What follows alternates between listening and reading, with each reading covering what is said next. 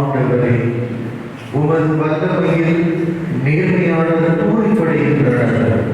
உமது மீட்பு அவருக்கு எதிர்ப்புரை அக்களிப்பூட்டுகின்றது. தந்தை, மகள், தூய ஆவியாரின் பெயராலே ஆண்டவராகிய இயேசு கிறிஸ்துவின் அருளும் கடவுளின் அன்பும் தூய ஆவியாரின் நட்புறவும் உங்கள் அனைவரோடும் இருப்பதாக.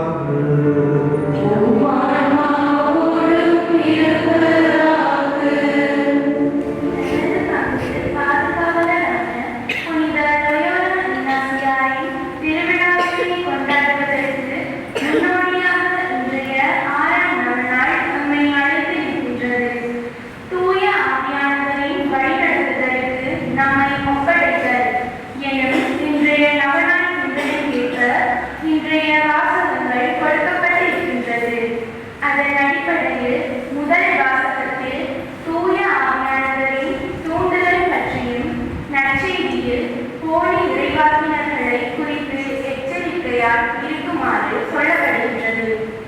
இவ்விளையாட்டுகளை நான் இன்று நாங்கள் ஸ்டானிஸ்லாஸ் வட்டார இறை மக்களுடன் இணைந்து பங்கு சமூகமாய் தூய ஆவியானவரின் துணை வேண்டி தொடர்ந்து திருப்பலியில் இணைப்போம். மாணவர்களே, இன்றைய நாளிலே தூய ஆவியின் வழிநடத்துதலுக்கு எம்மை ஒப்படைத்தல் என்னும் கருப்பொருளை சிந்தித்து தியானிக்க அழைக்கப்பட்டிருக்கின்றோம்.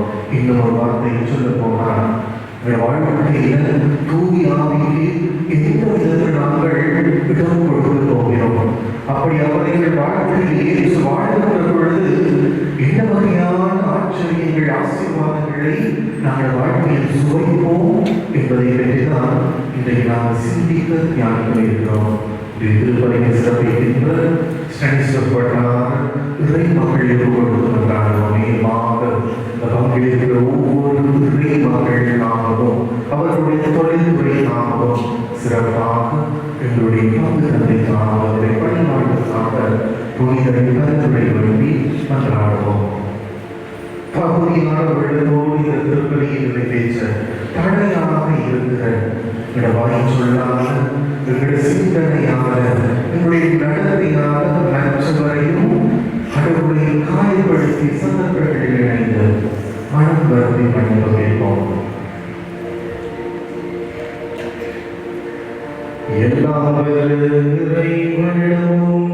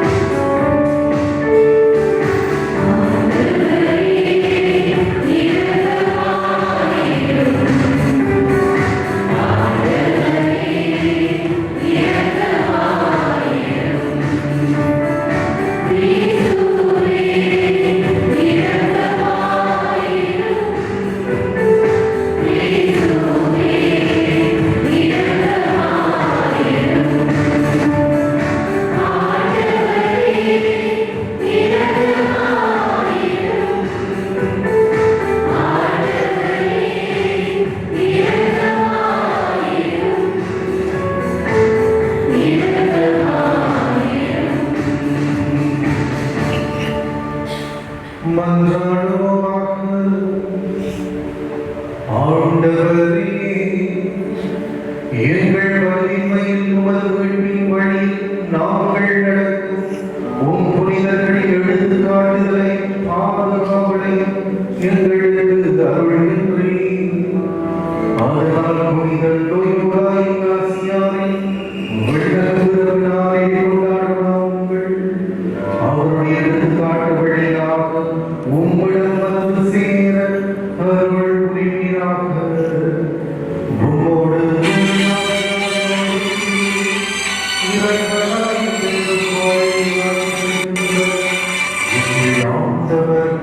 உம் திருக்குமாரனுமாகிய இயேசு கிறிஸ்து வழியாக உம்மை மன்றாடுகின்றோம்.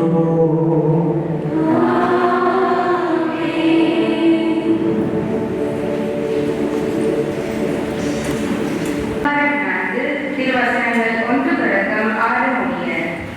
அன்பானவர்களே, தூய ஆவியின் தூண்டுதல் தமக்கு இருப்பதாக சொல்லிக் கொள்ளும் எவரையுமே நம்பிவிடாதீர்கள். அந்த தூண்டுதல் கடவுளிடமிருந்து வருகிறதா என சோதித்தறியுங்கள். ஏனெனில் போலி இறைவாக்கினர் பலர் உலகெங்கும் தோன்றியுள்ளனர். இயேசு கிறிஸ்து மனிதராக வந்தவர் எனும் உண்மையை ஏற்றுக்கொள்ளும் தூண்டுதல் அனைத்தும் கடவுளிடமிருந்து வருவது. இவ்வாறு கடவுளிடமிருந்து வரும் தூண்டுதல் எதுவென அறிந்து கொள்வீர்கள். இயேசுவை ஏற்று அறிக்கையிட மறுக்கும் தூண்டுதல் எதுவும் கடவுளிடமிருந்து வருவது அல்ல. இதுவே எதிர் கிறிஸ்துவிடமிருந்து வரும் தூண்டுதல். இந்த எதிர் கிறிஸ்து வருவதாக நீங்கள் கேள்விப்பட்டிருக்கிறீர்களா? இதோ இப்போதே அவர் உலகில் இருக்கிறார். பிள்ளைகளே, நீங்கள் கடவுளை சார்ந்தவர்கள். நீங்கள் அந்த போலி இறைவாக்கினர்களை வென்று விட்டீர்கள். உங்களுள் இருப்பவர் உலகில் இருக்கும் அந்த எதிர் கிறிஸ்துவை விட பெரியவர். அவர்கள் உலகை சார்ந்தவர்கள். எனவேதான் உலகு சார்ந்தவற்றையே பேசுகிறார்கள். உலகமும் அவர்களுக்கு செவி சாய்கிறது. ஆனால் நாம் கடவுளை சார்ந்தவர்கள். கடவுளை அறிந்து கொண்டோர் நமக்கு செவி சாய்க்கின்றனர். கடவுளை சாராதோர் நமக்கு செவி சாய்ப்பதில்லை. இதிலிருந்து உண்மையான தூண்டுதல் எது, பொய்யான தூண்டுதல் எது என்பதை நாம் அறிந்து கொள்ளலாம். இது ஆண்டவர் வழங்கும் அருள்வாக்கு.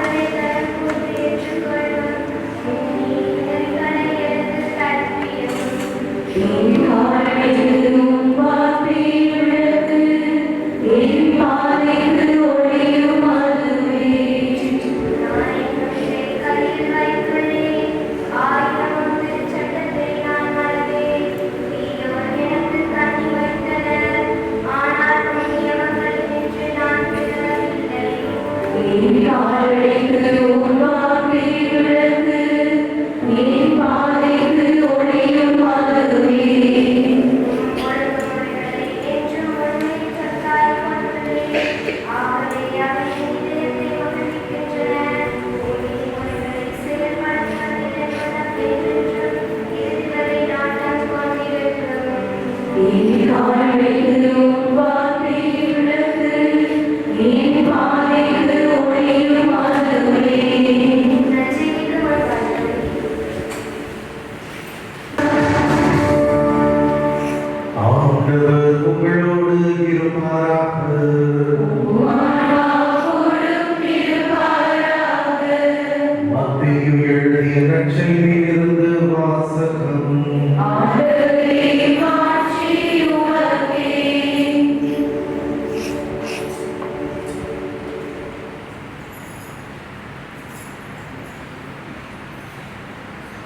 போலி இறைவாக்கினரை குறித்து எச்சரிக்கையாயிருங்கள்.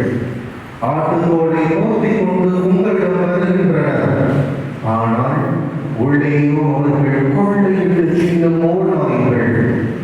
அவர்களின் செயல்களை கொண்டே அவர்கள் யார் என்று அறிந்து கொள்வீர்கள். முட்செடிகளில் திராட்சை பழங்களையோ முட்கூண்டுகளில் அத்தி பழங்களையோ பறிக்க முடியுமா? நல்ல மரம் எல்லாம் நல்ல கனிகளை கொடுக்கும், கெட்ட மரம் நச்சு கனிகளை கொடுக்கும். நல்ல மரம் நச்சு கனிகளை கொடுக்க இயலாது, கெட்ட மரமும் நல்ல கனிகளை கொடுக்க இயலாது. நல்ல கனி கொடாத மரங்கள் எல்லாம் வெட்டப்பட்டு நெருப்பில் எரிக்கப்படும். இவ்வாறு போலி இறைவாக்கினரிடம் அவர்களுடைய செயல்களை கொண்டே இனம் கண்டுகொள்வீர்கள். இது கிறிஸ்து வழங்கும் வாழ்வதற்க செய்தி.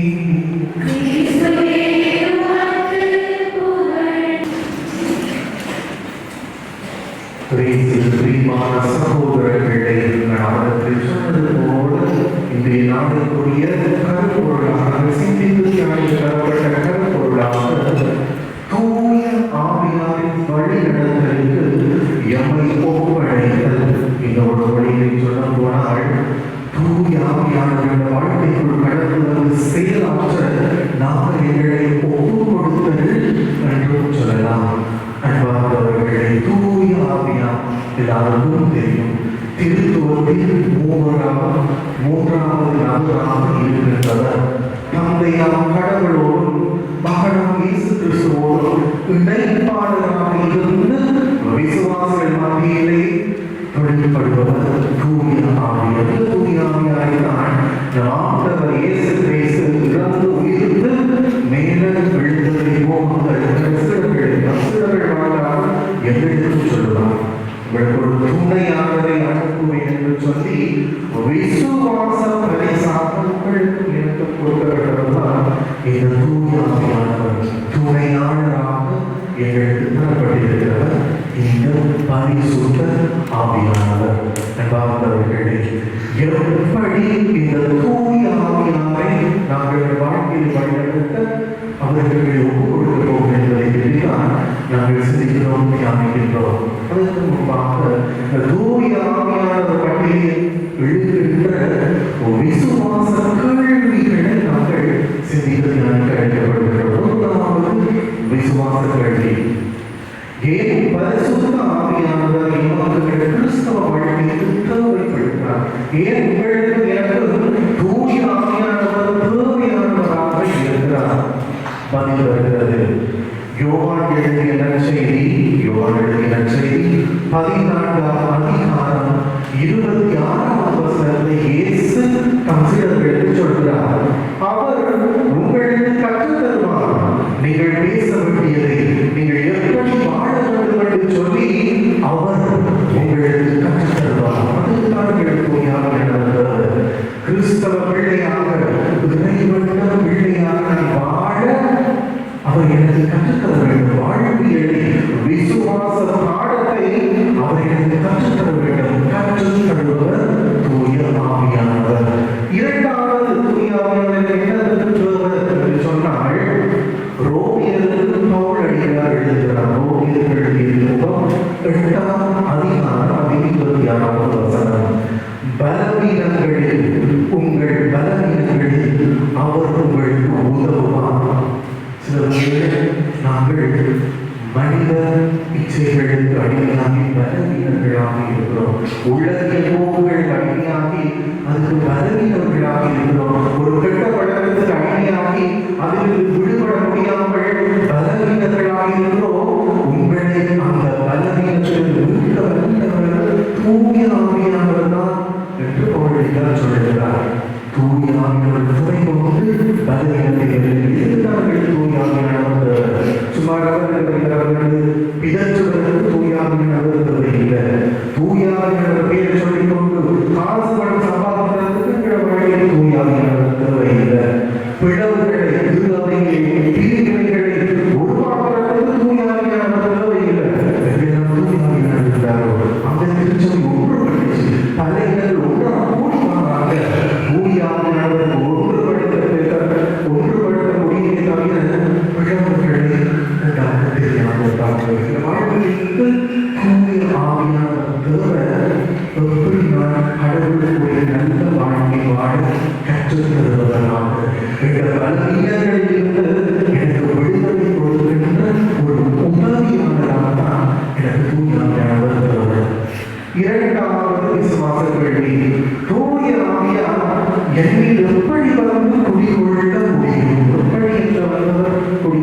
பகுதியும் பவுலடியார் கொரிந்தியருக்கு எழுதிய முதலாவது திருமுகத்தில் பதிவிருக்கிறது. கொரிந்தியருக்கு எழுதிய முதலாவது திருமுகம் 6ஆம் அதிகாரம் 19ஆம் வசனம். உடல் தூய ஆவியின் ஆலயம், உங்களது உடல் தூய ஆவி தங்குகின்ற ஆலயம். தூய ஆவியானவர் வந்து எங்கள் குடிகொண்டு இந்த வாழ்க்கை ஆசீர்வாதம் மாற்றம் என்று சொன்னால் என் உடலும் ஆன்மாவும் அவர் தங்குறதுக்கு ஏற்ற இடமாக இருக்க வேண்டும். தூய ஆவியார் தூய்மையான இடத்தில் உரைப்பவர் குப்பகுடத்துக்குள்ள நம்ம வந்து நம்ப மாட்டேன். வீட்டுக்கு ஒரு விருந்தினரை அழைச்சிருக்கோம். ஒரு வீட்டுக்கோ ஒரு விருந்தாளியை அழைச்சிருக்க போராட்டத்தை என்ன செய்யணும்?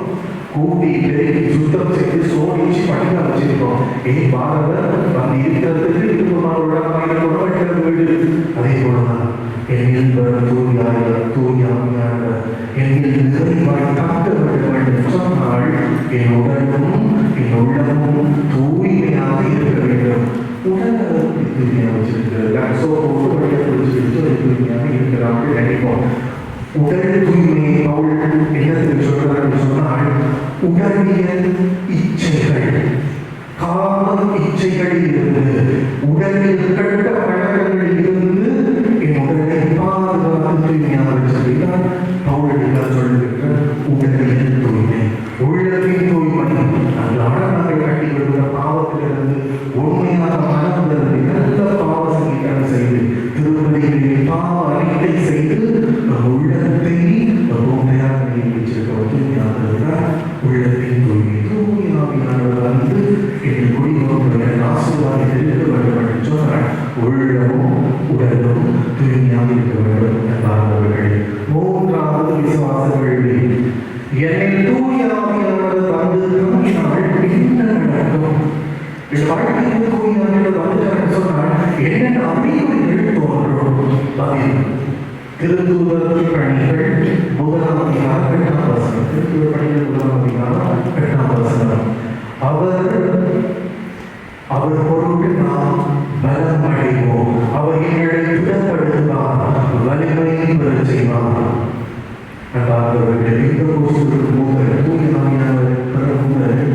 திருத்தூதர்கள் பயந்து நடத்தி எப்படி பூச்சி கொண்டு போடுவாங்க சொல்லி அப்படி கூட பயந்து நடத்தி கொண்டிருக்கிறவங்க தூயாவியானதை பெற்றுக்கொண்ட பின்பாடு எவ்வளவு சக்தி வாய்ந்த வலிமை கொண்டவர்களாக மனதிடம் கொண்டவர்களாக மாறுறாங்க. அந்த வாழ்க்கையை திடம் பெறுவோம், வலிமை பெறுவோம், பலம் பெறுவோம். அவர்கள் அந்த வாழ்க்கையை கொண்டு வெளிப்படுத்த இந்த வாழ்க்கையில் தூய ஆவியானவர் வழிகாட்டுதல் இருக்கிறது என்று சொன்னால் அதோட வாழ்க்கையில வெளிப்படுத்த கதைக்கிற கதை பேச்சுல நான் மற்றவர்களோடு நடந்து கொள்ள முறையில் நான் வாழ்கின்ற விதத்தில் தான் அந்த தூய ஆவியானவர் சாத்தி உடலுக்கு வெளிப்படும் என்பார்கள். 4வது விசுவாச கேள்வி, தூய ஆவியானவர்கள் எப்படி பெற்றுக்கொள்வது? எப்படி அவர் நாங்கள் பெற்றுக்கொள்வது? பதில் லூக்கா எழுதிய நற்செய்தி 11ஆம் அதிகாரம் 13ஆம் வசனம். லூக்கா 11:13. கடவுள் தம்மிடம் கேட்பவர்களுக்கு தூய ஆவியாரை அளிக்கிறார். தம்மிடம் வேண்டுகிறவர்களுக்கு தூய ஆவியாரை நிறைவாக கொடுக்கிறார் என்று இயேசு பரிசுகளுக்கு கண்டிக்கிறார். கேட்க வேண்டும், இறைவர்கள் செய்ய வேண்டும். தூய ஆவியானவர் விசுவாசத்தோடும் வாழ்க்கையோடும் கேட்க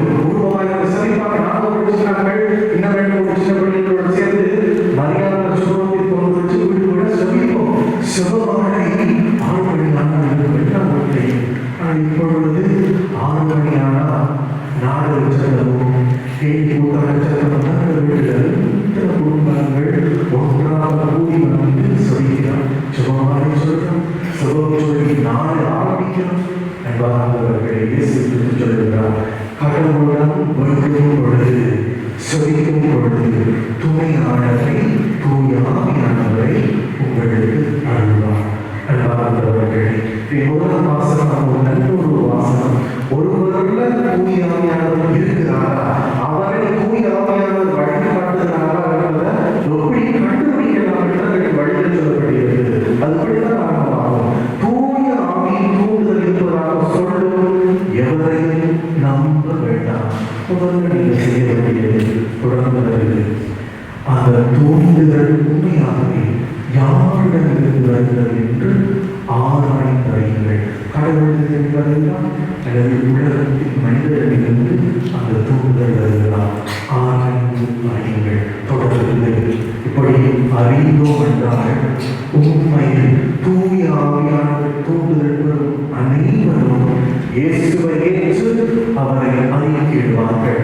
எனக்குள் தூய ஆவி இருந்தால், என் குடும்பத்தில் தூய ஆவியானவர் வழிகாட்டுதல் இருந்தால் இயேசுவை ஏற்று அவரை அறிக்கையிடுவார். இயேசுவை அறிக்கையிடுகிறது.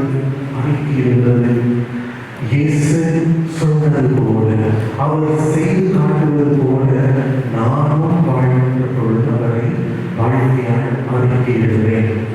யாரிவருக்கு கூடிய ஒரு புகழ் தண்ணி சாப்பாடு கொடுத்தீங்கன்னா எனக்கு செய்யுங்க, நானும் செய்யுங்க என்று சொல்லியிருக்கிறார்.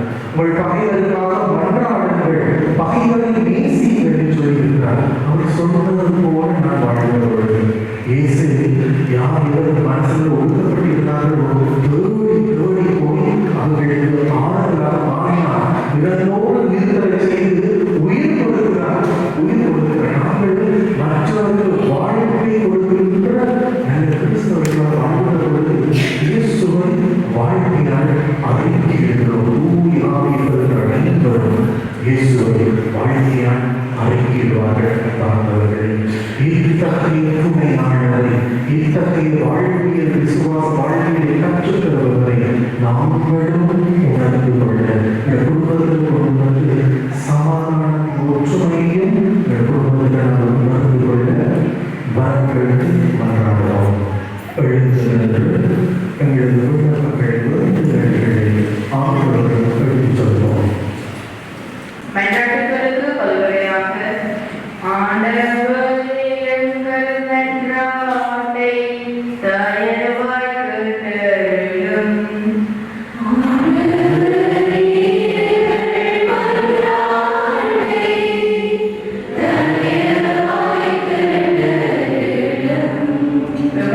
திருச்சபையினை பாதுகாத்து வழிநடத்தும் நன்மை இறைவா, திருச்சபையினை முன்னெடுத்துச் செல்லும் பாப்பரசர், ஆயர்கள், குருக்கள், அருட்பணியாளர்கள் அனைவரையும் நீரே உமது பரிசுத்த ஆவியின் கனிகளினால் கொடைகளினால் நிரப்பி அவர்கள் திருச்சபையை உமக்கு ஏற்ற வகையில் வழிநடத்த கரம் தர வேண்டும் என்று இறைவா உம்மை மன்றாடுகின்றோம்.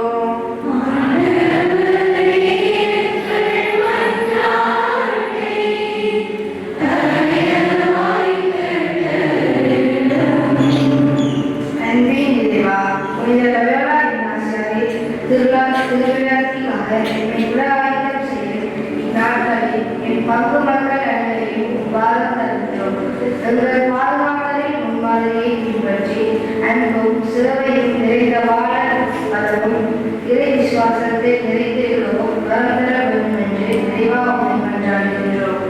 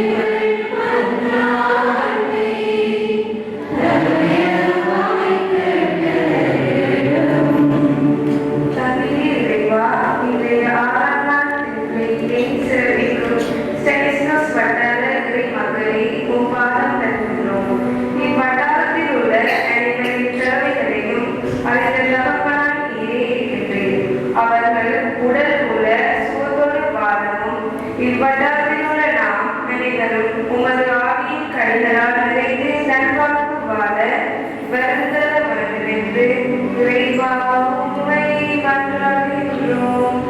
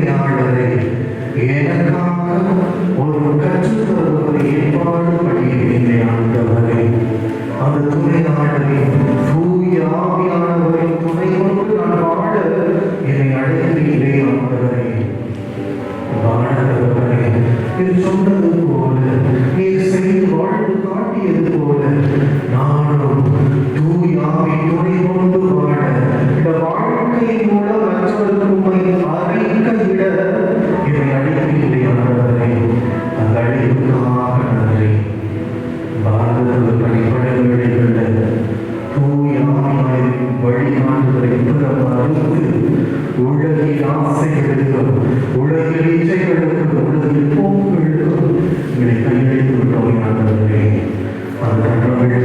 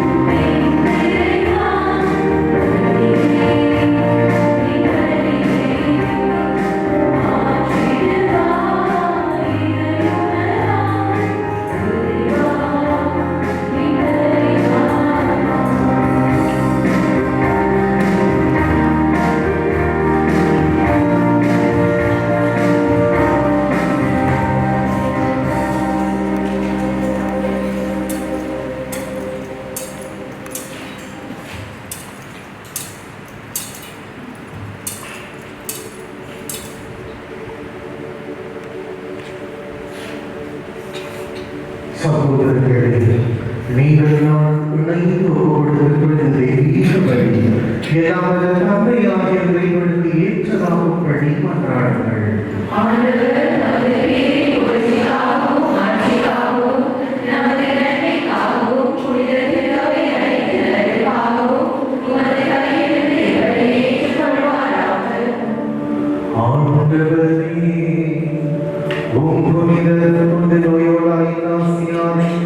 நினைந்து கொண்டாட்ட ஆய்ந்த நாள்களிலே காணிக்கைகளை ஒப்புக்கொடுக்கும்பை வேண்டுகின்றோம். நம்பிக்கையாளர் அமைதி ஒற்றுமை ஆகிய கொடைகள் தாராளமாய் வழங்கி அருள் புரிவீராக. தங்கள் ஆண்டவராகிய இயேசு கிறிஸ்து வழியாக உம்மை மன்றாடுகின்றோம். ஆண்டவர் உங்களோடு இருப்பாராக.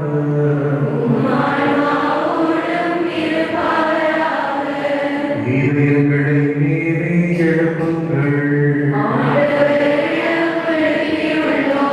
நம் இறைவனாகிய ஆண்டவருக்கு நன்றி கூறுவோம். ஆண்டவரை தூயவரான தந்தையே என்ற உள்ள எல்லாம் வல்ல இறைவா, எங்கள் ஆண்டவராகிய கிறிஸ்து வழியாக என்னாலும் எவ்விடத்திலும் நாங்கள் உமக்கு நன்றி செலுத்துவது மெய்யாகவே கருணையும் நீதியுமாகும். எங்கள் கடமையும் உங்களுக்குரிய செயலுமாகும். ஏனெனில் புனிதர்களின் வியத்தகு சாட்சியத்தினால் உமது திருவை என்றும் புதிய ஆற்றல் பெற்று வழிபடுகின்றது. இவ்வாறு நீர் கொண்டிருக்கும் பரிவன்பை தெள்ள தெளிவாக காட்டுகின்றது. மேலும் எங்களது பின்மறை நிகழ்வை நாங்கள் நிறைவேற்றுவதில் அப்புனிதர்களின் சிறப்புமிக்க எடுத்துக்காட்டால் தூண்ட பெற்று அவர்களது தகுந்த பரிந்துரையால் எந்த ஊக்கம் பெறவும் அருள்கின்றே. ஆகவே வாழ்ந்தவர் புனிதர்களோடும் நாங்களும் சேர்ந்து உமது பெருமை பறைசாற்றி அவர்களது பாடுவதாவது.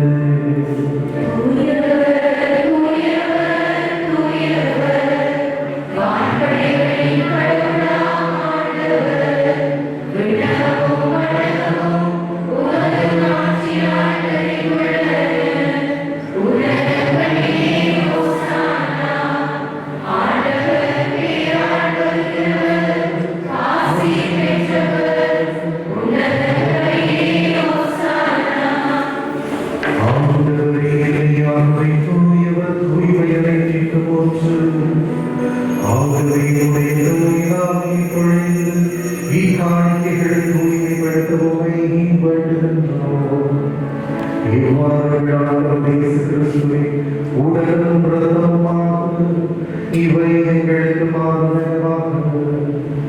அவர் பாடுபடும் உடல் கண்டு தம்மை கையெழுத்த போது அப்பத்தை எடுத்து நன்மை செலுத்தி அதை விட்டு தம் சிவர்களுக்கு அழைத்து அவர்கள் கூறியதாவது, அனைவரும் இதிலிருந்து பெற்று கொண்டுங்கள்.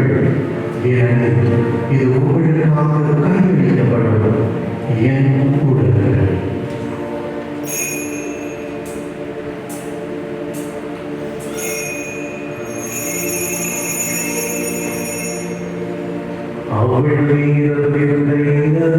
பின்பு கிண்ணத்தையும் எடுத்து மீண்டும் நன்றி கூறி தம் சிலர்களுக்கு அழைத்து அவர்கள் கூறியதாவது, அனைவரும் இதிலிருந்து பெற்று படுங்கள். ஏனெனில் இது புதிய நிலையான உடன்படிக்கைக்குரிய என் இரத்தத்தின் கிண்ணம். இது பாவ மன்னிப்பு என்று உங்களுக்காகவும் பலருக்காகவும் சிந்தப்படும். இதை நினைவாக செய்யுங்கள்.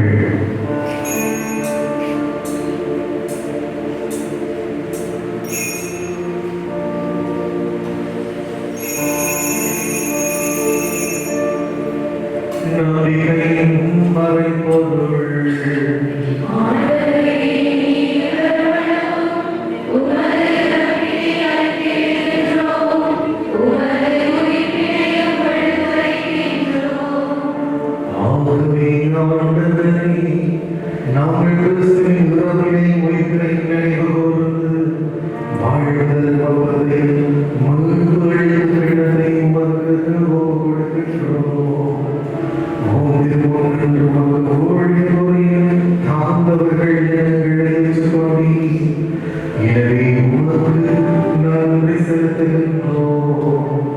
மேலும் கிறிஸ்துவின் உடலில் இரத்தத்திலும் பங்கு கொள்ளும் எங்களை தூய ஆவியார் ஒன்று சேர்க்க வேண்டும் என உம்மை தாழ்மையுடன் மன்றாடுகின்றோம்.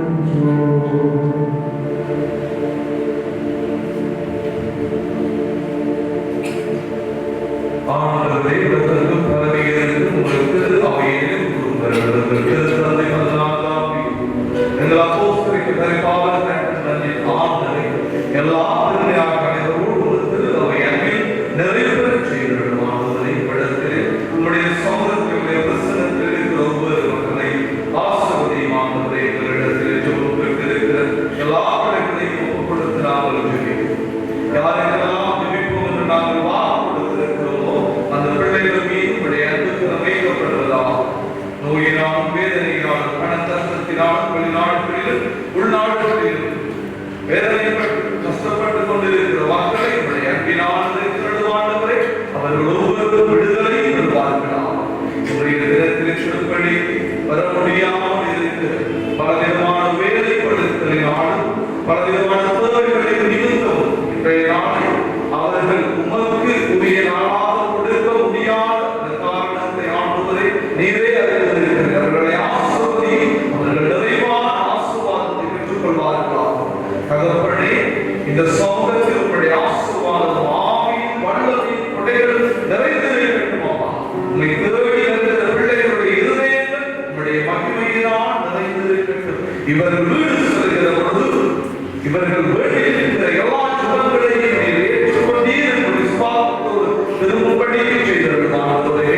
உயிர்த்த நிறுவனம் கீழ்படுவர்கள் சகோதர சகோதரிகளையும் இறந்தோர் அனைவரையும் இறக்கத்துடன் நினைவு திருமொழியில் உரைக்கிறது. எங்கள் அனைவர் மீது இறக்கமாயும் கடவுளின் கண்ணின் தாயார் புனிதவரையா அவருடைய கணவரான புனித யோசேப்பு, புனித திருத்தூதர்கள், உலகில் உமக்கு உகந்தவராக இருந்தவராகிய புனிதர் அனைவருடன் நாங்கள் நிறைவானில் பங்குபட்டு தந்திக்கிறோம். உம் திருமகன் இயேசு கிறிஸ்து வழியாக உம்மை புகழ்ந்தேற்கும் வரவருட உம்மை மன்றாடுகின்றோம்.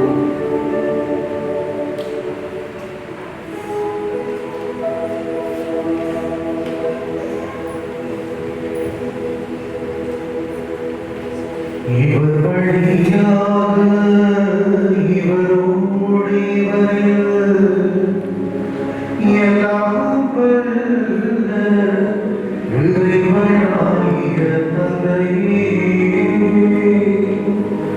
தூய ஆவியாரின் ஒன்றிப்பில் எல்லா புகழும் மாட்சியும் என்றென்றும் உமக்கு உரியதே.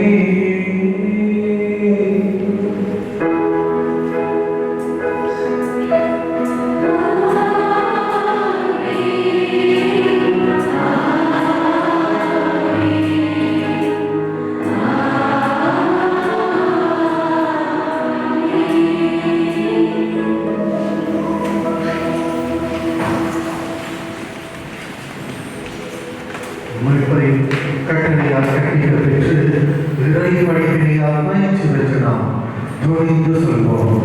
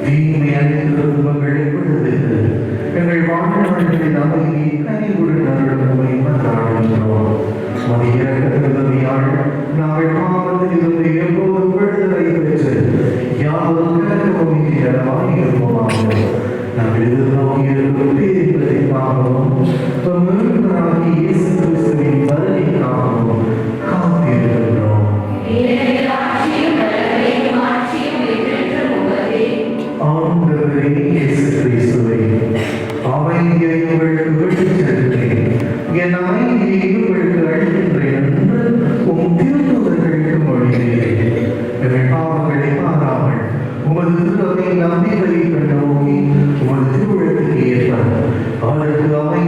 ஒற்றுமையும் அளித்தருவீராக. என்று வாழ்ந்து ஆட்சி செய்கின்றவர் நீரே. ஆண்டவர் தருகின்ற அமைதி உங்களோடு என்றும் இருப்பதாக. ஒருவரோடு ஒருவர் நன்றி நட்புறவின் சமாதானத்தை பகிர்ந்து கொள்வோம். கிறிஸ்துவின் சமாதானம்.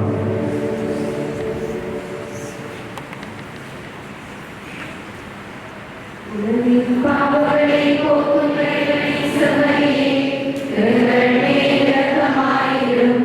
உலகின் பாவங்களை போக்கும் இயேசுவையே, எங்கள் மேல் இரக்கமாயிரும். உலகின் பாவங்களை போக்கும் இயேசுவையே, எங்களுக்கு அமைதியை அளித்தருளும். இதோ இறைவனின் செம்மறி, உலகின் பாவங்களை போக்குகிறவர் இவரே.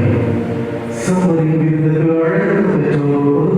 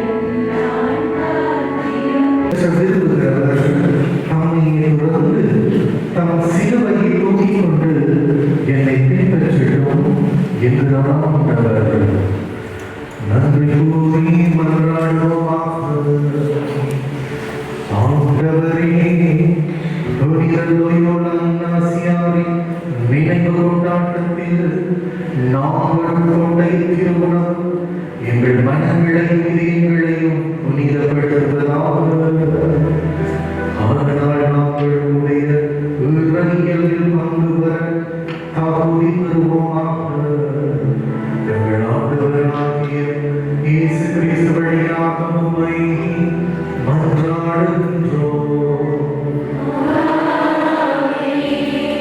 ஆண்டவர் உங்களோடு இருப்பாராக.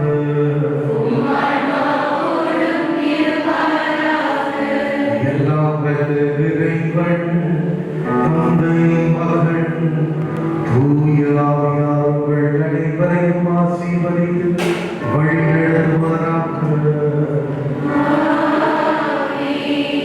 அன்புடன் நட்புறவோடு செவித்து வாழ சென்று வாருங்கள்.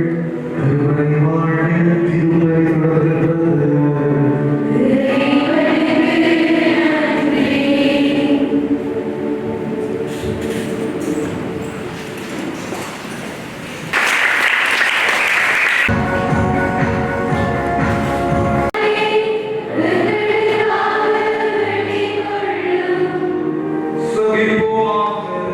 உயர்வர்களின் பேரின்பமாகிய இறைவா, உம்முடைய திருச்சபை வந்து